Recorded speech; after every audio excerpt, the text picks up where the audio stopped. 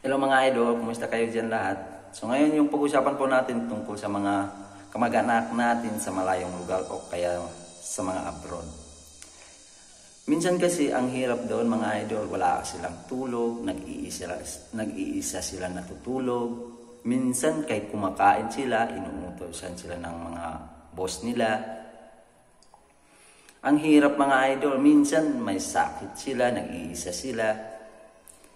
Kaya mga idol, kung may cellphone tayo dito, dapat tawagin din natin yung kamag-anak natin sa malayong lugar o nagtatrabaho doon sa mga abroad.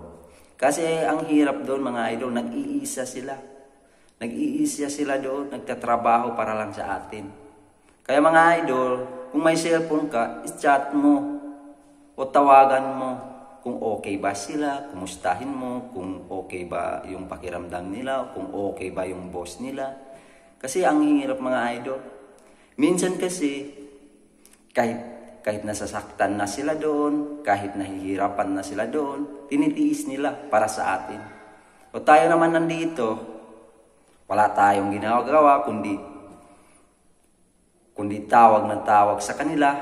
Minsan kasi kung pinadalahan tayo ng pera dito, nagagalit pa tayo kasi kulang daw. Hindi natin inaasahan mga idol, pawis at pagod yung inaabot nila doon. Ang hirap mga idol, ang hirap kasi. Nag-iisa sila. Dapat iniisip din natin eh. Ang hirap kasi nag-iisa mga idol. Natutulog ka nag-iisa, kumakain ka nag-iisa, nagtatrabaho ka nag-iisa, at saka inuutusan ka pa.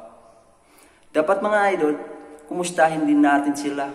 Hindi tawag lang tayo ng tawag kapag may problema tayo dito sa atin.